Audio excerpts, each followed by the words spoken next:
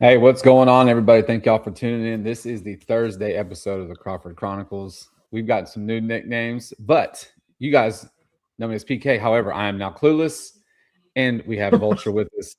And then, as always, Sweet B Bones Browse. Fellas, how are y'all doing this evening?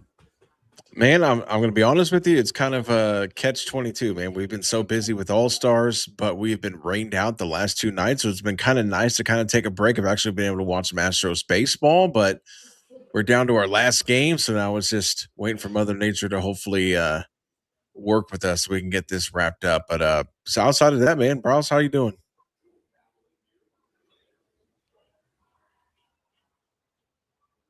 He's doing good. He's doing really good. Yeah. Browse, you there? Blink if you hear us. No, it's been look. All right. While Browse is doing his thing, it Yeah, has there. been. Sorry about that, guys. Okay. Yeah, no, I froze up there just for a second. So how are you doing? Can you hear me now? Yeah, go ahead. All right. How's your week going? Yeah, no, everything's been going good, man. Yeah, there we go. Go ahead. Jeez. Let's start over. No, it's It's going been good. super Let's busy, get man. Yeah. But yeah, Busy, other than that, let's get into Astros. Monday's game. I give up. Actually, you know what? Let's Chris, you want to do the roster moves? We had several roster moves today. Oh, man, you're going to put me on the spot here. Okay, so off the top of my head, so we had some guys going away, some guys going down. We've got a couple of fresh new faces. So let's go with the guys that we will say see you later. That would be Cesar Salazar was officially DFA'd. Now, I guess that's the clear room on the 40-man roster. So if nobody claims him, he has the right to accept the Astros sending him down to AAA. In a weird kind of surprising move, Loperfido was activated from the IR, and then he was sent down to AAA. So he's going to AAA. So Loperfido, hope you got comfortable in Sugarland because that's where you're staying. Zach Cole, hey, thank you for all your work for the few times that we've called you up, but you going back down to AAA as well. So now let's get with the new faces. The new faces is the big call up for today was catcher / first baseman Colin Price. Welcome to the show, my friend. You are officially getting the call. He should be starting in tonight's game. And we have signed to a major league contract Levante Wade, who Levante Wade, not no, Levante Ward. Levante Ward. Gotcha. Okay. I even told myself, I was like, man, I'm not going to screw it up this time. And I screwed it up. So we did not sign the linebacker from Tampa Bay. Correct. We signed Levante Ward, who had some time this last season with the White Sox. I believe he was in the White Sox organization. And before that, he had some time with the Giants, the Angels, and I believe some other team that I can't remember. The Twins. The Twins. He's actually up to bat right now. So there you go. So just a little bit of background on Colin Price before I hand this off. In 166 at-bats with the Sugarland Space Cowboys, he was hitting 235, 10 home runs, 26 ribbies, 4 stolen bases. But the big thing is his OPS is 836. So it looks like he gets on base. So again, it looks like they're going to roll with Vasquez and Colin Price. And now that just kind of I don't know if this is a tryout period for, I guess, when, man, I already forgot his name. Yainer Diaz comes back, or if they're going to go with Diaz and send down Colin Price. So, guys, your initial reactions to all the plethora of moves made today. What are you guys thinking? What do you think, Browse? Blink. That is some in-depth. Yeah, a lot. I mean, I was kind of not even on that level of thinking. I agree, Browse. Like everything you said. No, the kind of surprising that Cesar Salazar. I mean, I always felt like he was kind of like the dude that was always getting the first call up and was going to hang out, like be the backup until Yainer got back. So the Colin Price move up is kind of, I don't know, I guess a little bit shocking to me. Because then why haven't you brought up Colin Price like really before in previous situations where you needed a backup? But Cesar Salazar seemed to be the guy, first guy off the bench, so to speak. The Lamonte Wade signing. Ward. Come on, man. I'm reading it right here. Lamonte Wade Jr. Oh, is it Wade? Oh, then I messed it up Yes. twice. I messed You the messed it up man's name twice. up twice. Fired. God. You're I'm fired. No, done. it's just looks another defensive option in the outfield. He can also play first, right? So you got another lefty bat. I mean, you're not. I have. So in 46 appearances for the AAA Charlotte Knights, his slash was 250, 420, 441, 7 home runs, 26 RBIs, 2 stolen bases. So, I mean, take that. He's a first baseman / outfielder, correct? Yes.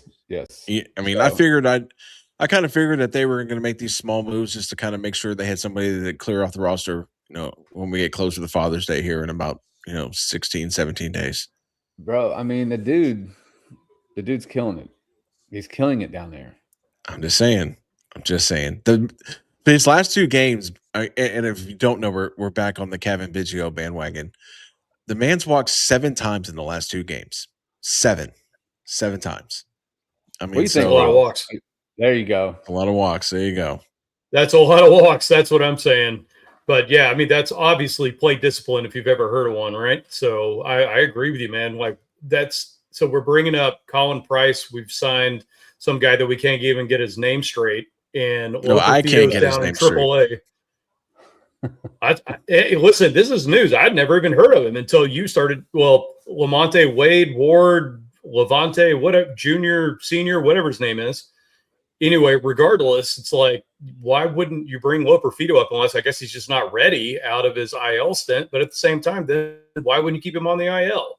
So I don't really understand a lot of these moves, but yeah, at the same time, the biggest one, and you mentioned it, why isn't Cavan Biggio here? Why is Cavan Biggio not here? Didn't he just get Player of the Month in AAA? Yeah, that is correct. And he can play the outfield and the corner infield and second base. And I'm pretty sure he can play a little bit of infield too. So it's like, I mean, especially with Shoemake going on the IL, and that was first thing Chris said. It's like, Biggio, come on, and it just didn't happen. So anyway, don't get me wrong. I'm glad to see Colin Price up. We've seen him in action in AAA a number of times, and I think he's a great catcher. But why Biggio's not up, I have no idea. Yeah. No, it's shocking. Here's some injury updates for guys that are not coming back, or bigger names. Jose Altuve expected to return June 5th. I know he was taking some live BP here recently, so he's expected back soon. Javier is expected late June. Shoemake, we talked about, is to be determined. Yiner, mid-June. Hunter Brown, mid-June. Bennett Sousa, to be TBD. And then Rodnell is expected second half of 26. So Altuve, Javier, Yiner, and Hunter Brown all expected back sometime this month. So see, that doesn't make any sense. So now going back to the Cesar Salazar move, I mean, if Diaz is going to be back in, like, let's say a week and a half, because PK just read, Clueless just read that he's going to be back mid-June. Then why even DFA Salazar? That's what I'm saying. I know he wasn't. I know he wasn't hitting a lot, and maybe like Colin Price is. I mean, again, Colin Price was called up to AAA.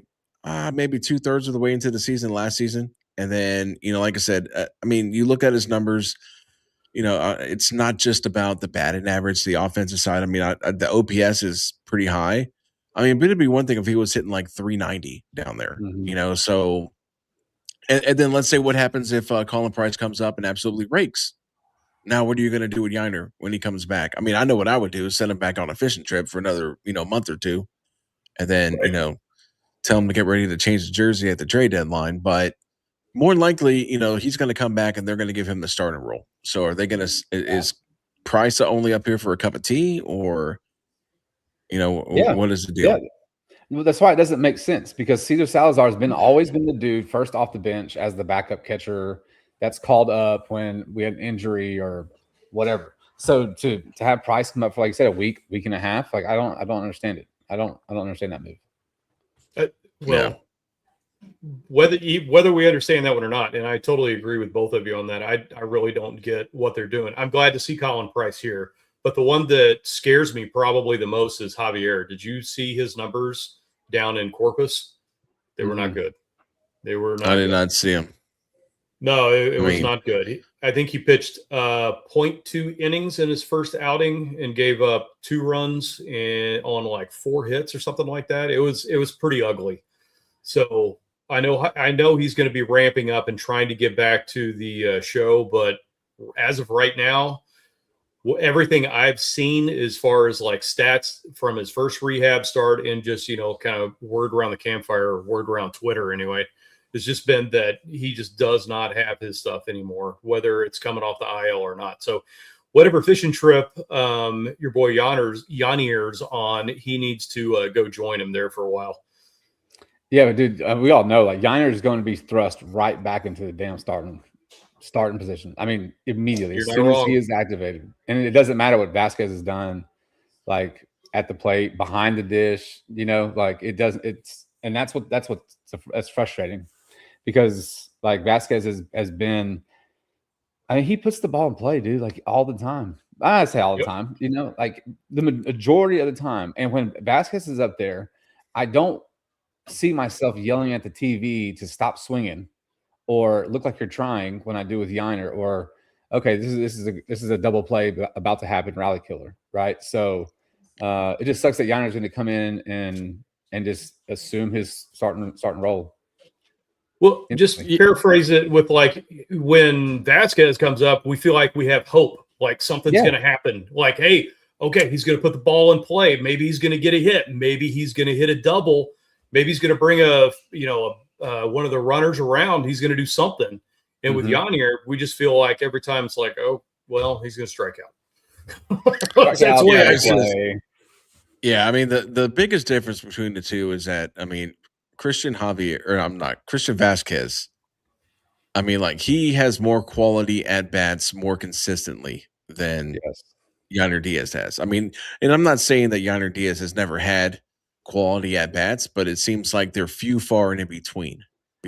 And honestly, like I said, if you look at this Astros team and you're looking at, how can we kind of, I guess, air quotes, retool without having to even debate about bringing up Yordan. I mean, Yainer Diaz has some trade value because he's still a young catcher, he's still on his team-friendly, team-owned contract. I mean, so you can get some pieces back for him. But now the thing is, too, is like, okay, so you're kind of hoping that Colin Price comes up here and, can kind of replicate what he did in AAA, because then you can roll with the platoon of him and Vasquez, share, catching for the rest of the season, and then you can go find yourself another catcher or trade for another catcher. I mean, but like, yeah, it's gonna be crappy to have to come back and Diaz is gonna be your everyday catcher, and after everything we've seen with Vasquez, so like to tie a bow on the Vasquez Yiner thing, Chris, you're to your point of the quality of bats. I have more faith in Vasquez to hit the ball where it's pitched in the direction of where it needs to go, right? Like Vasquez will go oppo, or he'll flick his wrist and like punch it out to right field. We saw him in Chicago. Hell, he did it I think last night or the night before against the Pirates. I mean, and the ball was up at his chest outside, and he just took it outside to right field. That's something that Yainer doesn't do. I mean, hell, he's not up there but for 4 pitches anyway, right? So, yeah, man, I'm really curious to see what Espada's going to do, even though I think we can all agree that he's probably going to get his starting position back immediately. But yeah, man, let's shoot. That was a good end for everything. Let's get into this first couple games. Obviously, we got game 3 right now. Last night's game. Let's work our way backwards. So last night's game, we talked about it on Sunday about, hey, set your calendars, make sure you're there. Yeah, make sure. Sorry, I'm trying to watch the game. Make sure you're there. I'm watching this first at bat. Oh, he is up right now. Yeah. So a minute ago we had runners on first and second, no outs. The next 3 guys struck out swinging. It like on not competitive pitches. But anyways, Last night's game, dude, like it got out of hand pretty early.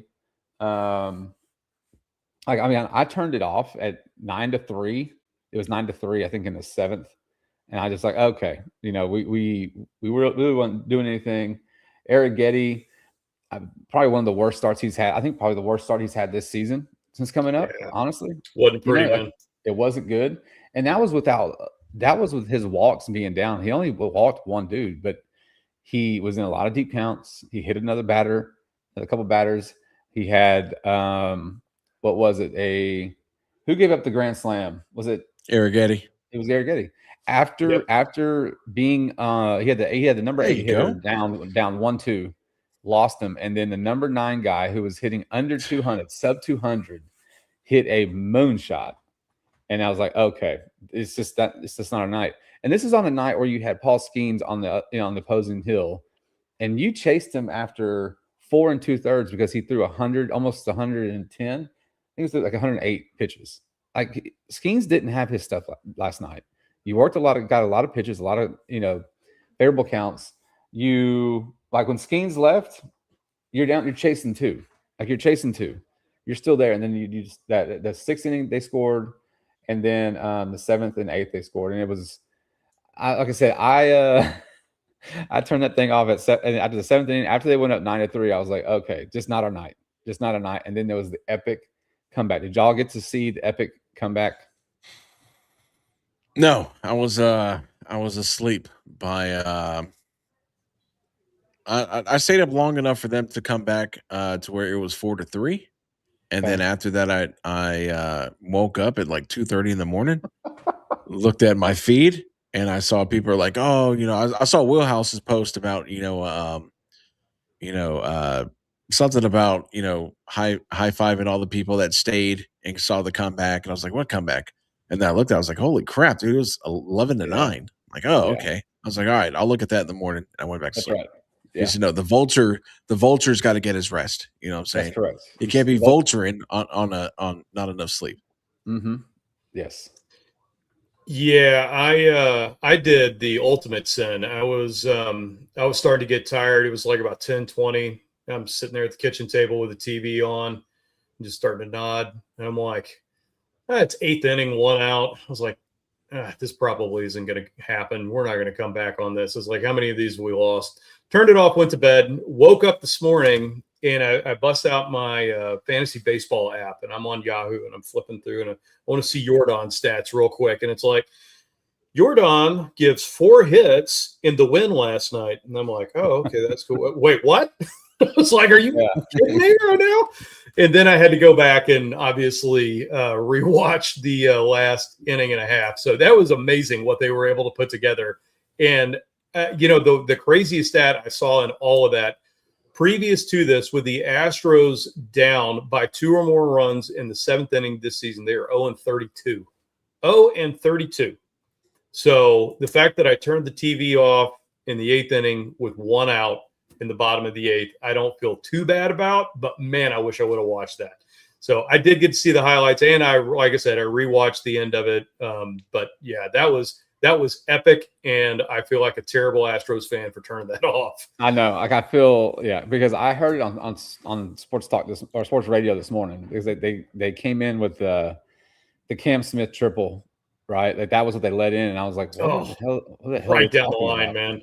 And then I was like, holy crap, did they came back? So yeah, I feel like a terrible fan, but how many times, 32 other times, right, have we seen where they're down like that and it doesn't happen? I mean, I get it. And I think a lot of it was with 2 outs in that inning. I believe in the 8th inning, a lot of it was with 2 outs. And then it was Hader's return. We haven't talked about that. Like, it was Hader's season debut to come in for a save, gets his first save. That's what it looks like to have a closer that can close the game. So that was pretty cool. What? It's weird. I may be clueless. But that's what a closer looks like. I thought Brian Abreu was the God's gift to closers, and it's never Joe Espada's fault when he gives up 7 runs in an inning. That's what I thought. But the previous 9 times that he had been out, he hadn't given up any runs. That's true. Although he walked 17 of those scoreless 9 innings. But hey, you can't expect a lot from someone that's clueless and a vulture. I mean, so right. we're just Some making people are just shit up as we smarter. go. Some people are That's just right. smarter than us. You know, That's right. Roz, we'll I catch you agree. up. We'll catch you up on that. We got to get you a nickname. Yeah, though. I'm like, I completely got left out of this whole thing. I'm like, all right, Well, that's because you were the only one that wasn't picked on. That's why. Yeah. fair enough.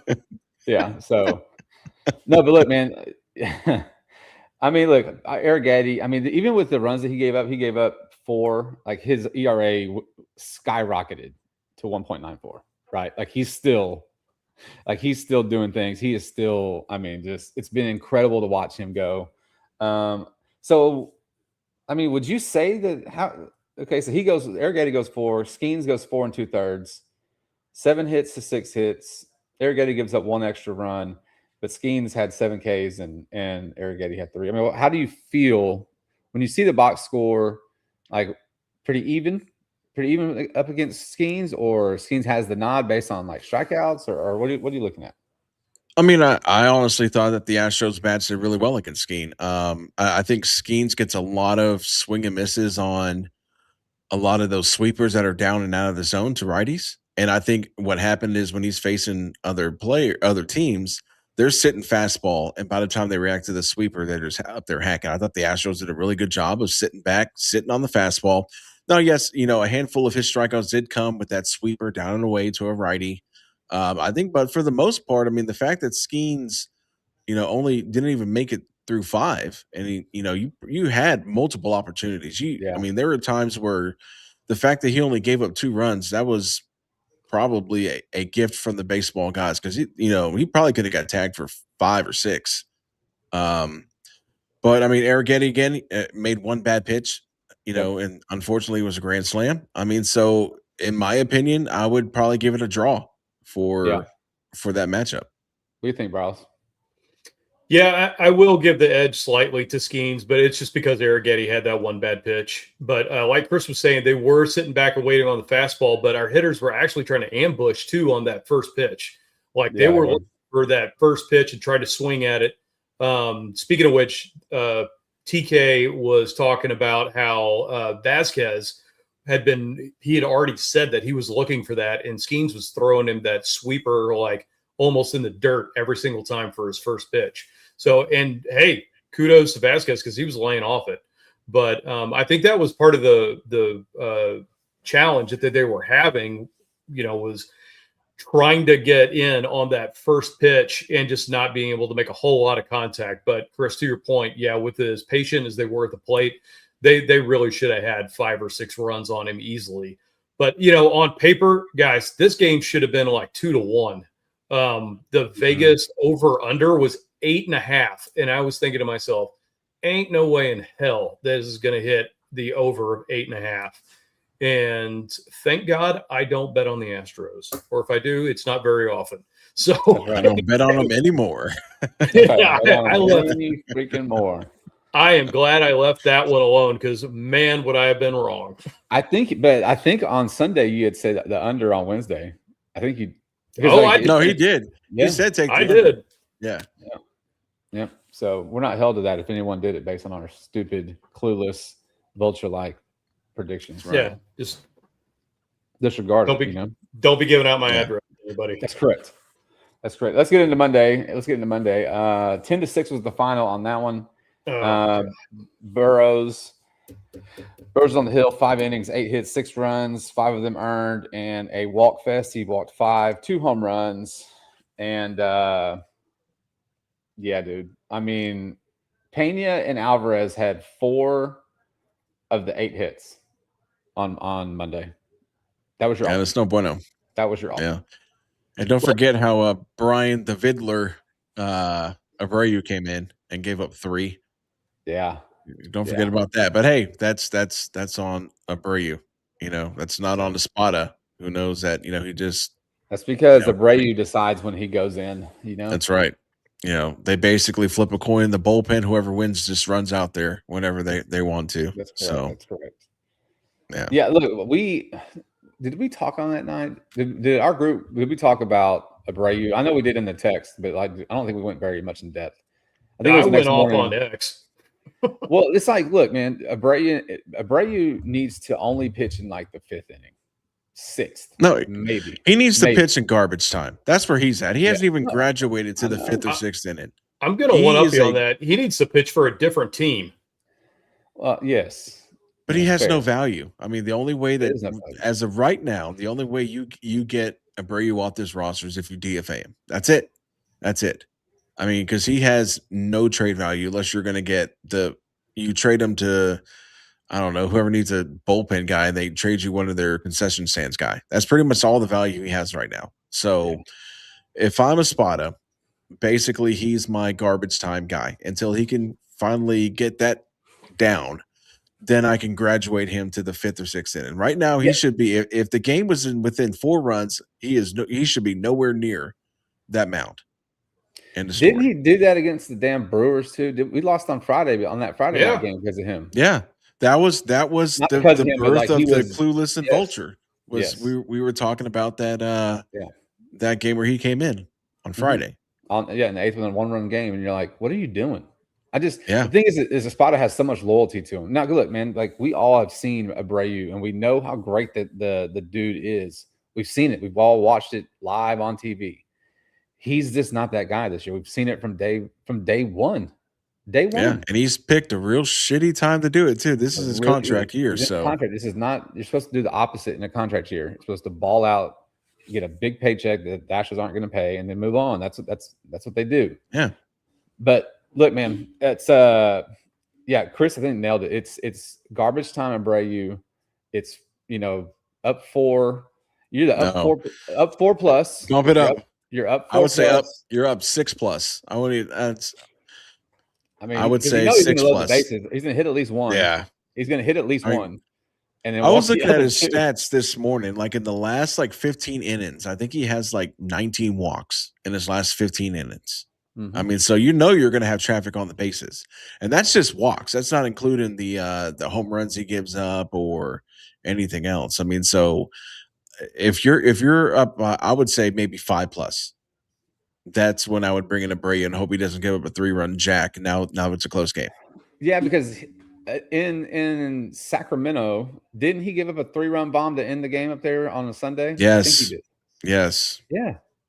And then on Monday, or then on Tuesday, the 3-run home run to kind of put it out, right? I mean, he is like, and that pitch. So to Abreu's credit, if you want to give any, it was a terrible pitch. It was a slider. It was down, and that dude golfed it out. I mean, and I'm not saying it was a good pitch. I'm just saying Abreu is a 3-run home run magnet late in games when you don't need Yeah. it. That's what he is. He needs to be working All at Vape City, man, not in our Yeah. bullpen. Yeah. But he's going to keep getting run out there. He's going to keep getting ran out there. And that's what's freaking crazy, dude. That Spada Crazy. and Dana think that they are going to find some part of a little bit of value to where they're going to be able to move him at the trade deadline. And I agree with Chris. It isn't going to happen. When I said put him on a new team, that new team, I think the only place we could put him would be with the Sugarland Space Cowboys. No, Or West Palm heck, Beach. put him in West Palm Beach. Yeah, send him to the Jose Abreu camp That's and right. let him go There hang you out go. over there for a little bit. Why didn't he go to Santa on Monday? I'm Oh, almost I thinking. don't know. I almost want to say that Santa's probably going to be your new setup guy. I mean, he's just. I mean, yeah, he got tagged for a run last night.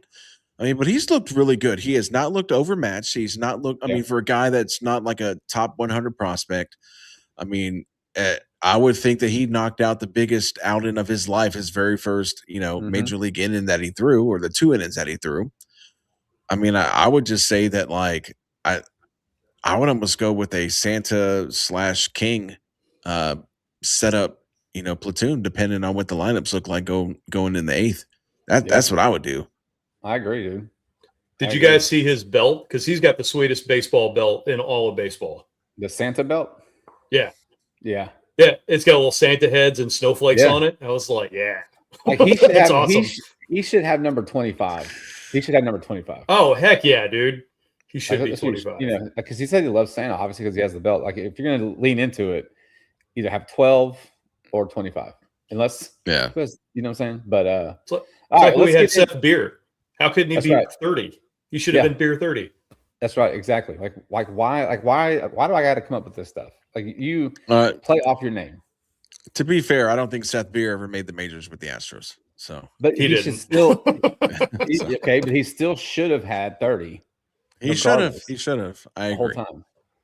Riles, it's that time, sir. Hit me with the probables for this weekend. All right, here we go. Coming up Friday, Saturday, Sunday, we've got a 3-game stint against the West Sacramento of Oakland in California, soon to be Las Vegas, the artist formerly known as the Oakland Athletics.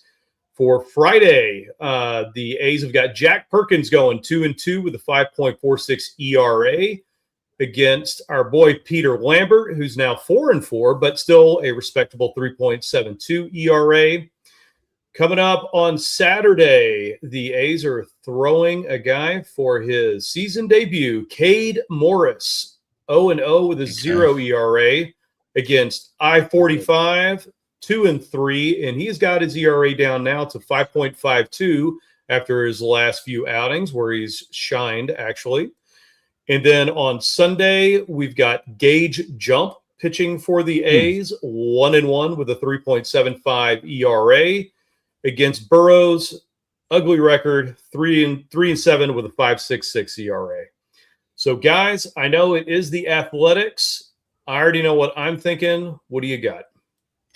So I'll go since I'm last. Yeah, you go ahead. You should. So here's the problem with Saturday is that Cade Morris might come out and throw a gym. You could. That's the problem. That's the problem that I have with Saturday.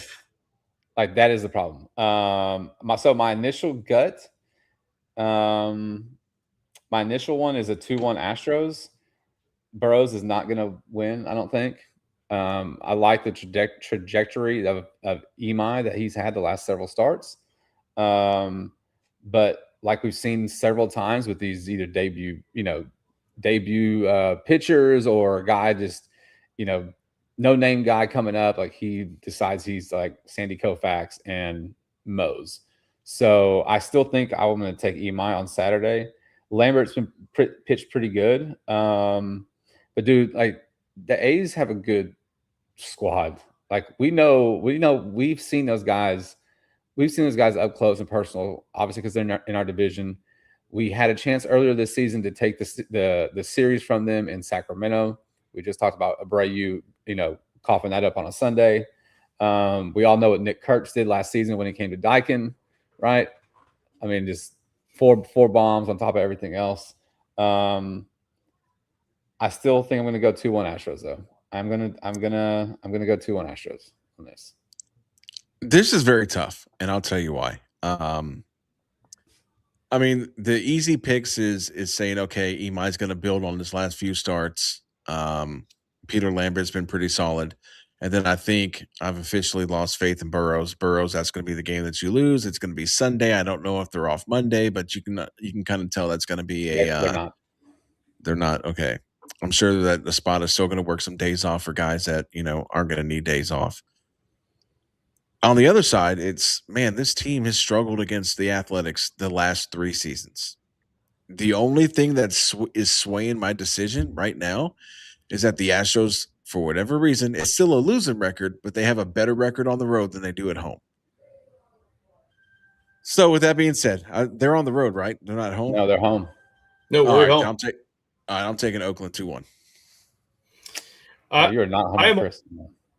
I'm also taking the Vulture's Oakland. got a Vulture. I'm also taking Oakland 2-1, and I damn near want to take them for a sweep. We have a very hard time. And don't get me wrong, when this Astros team was clicking and we were just beating the brakes off of everybody, we'd run into Oakland with a bunch of dudes you've never heard of, with a bunch of pitchers you've never heard of. And then all of a sudden, we lose 2 out of 3, we lose 3 out of 4, whatever the series is, or we get swept out of Oakland for no reason whatsoever, just against a bunch of dudes that should be in AAA. So, and PK, to your point, these aren't a bunch of AAA dudes anymore. They've got some legit bats in that lineup. They've got some guys that can actually ball. So I am going 2-1. in a reluctant 2-1 because honestly, I think we've got potential to get swept out of this series. So 2-1 Oakland. The haters. I'm sorry. Y'all a bunch Hey, of dude. haters. The Astros do not play like it, I mean, if this was like in the last 3 seasons, and that's kind of what you have to base it off of. The last 3 seasons are kind of the more realistic Astros, and this realistic Astros, the last 3 seasons have not handled Oakland at home. Period. They No, have not. that's fair. But earlier this season in Sacramento, you got the brakes beat off of you on Friday. You beat the brakes off of them on Saturday. Imai pitched on Sunday, and he dominated until And you Abreu. lost. on And you lost. Abreu, not because of. And if you think Anyways, Espada's not y'all going are to throw haters. Abreu, He I'm is just gonna- saying, man. Like, I'm just saying, like, if this was like 2022, 2021, 2019, I would say the Astros sweep. Yeah. But this is a different Well, dude, Astros team, and then Well, you yeah, got but so Espada. far, we're 2019. You're going to have Espada bring in Abreu on a 4-3 game, and he's going to give up a 3-run bomb, and then that's going to be it. And then you're going to come in. I'm going to have the updated standings, and you're going to say if he didn't pitch Abreu, you would have won your prediction. That's fair. what's going to happen. Well, that's okay. Whenever they win, then I hope they do it. I absolutely No, hope I they know. do. Yeah, I hope I'm wrong. I know. No, I get it. I really hope I'm wrong. I have went man, full like, homer the last 2 series, and I'm on a 3 series losing streak. So you know what? I'm going to play the percentages. Yeah, no, that's fair. That's fair. We'll see what happens. But y'all are both right to your points. Like we don't play Oakland well. We haven't for the last several seasons. It doesn't matter. Like even when they were on the little bit of a come up, we still struggled when we were better. And then they've got a damn good squad, man. Like they really do. So hopefully these pitchers that Perkins and Cade Morris and Jump, young dudes, but we've seen it before where these young dudes come in and they look like Sandy Koufax and just mow people down. Yeah. Dude. We've seen it Yeah. like numerous freaking times. But let's focus on getting that series win. What are we in right now? We are in the top 4, still chasing 1. So I mean, you still got plenty of time, but let's get this series win and then go on and face Oakland, Sacramento, Vegas tomorrow night for 3. But I want to thank everybody for tuning in to this week's episode. And man, I hope you guys have a great weekend. Try to stay dry. But this is the Crawford Chronicles. I am your host, Clueless. That is Vulture. Sweet Bee Bones Bryles. You guys have a good weekend. Hook 'em Lady Horns. They're playing tonight for the Natty. Yes. And then Men in Super Regionals. Supers start tomorrow, baby. Supers start tomorrow. I just want to finish up All-Stars. That's all I want to do. Well, if y'all would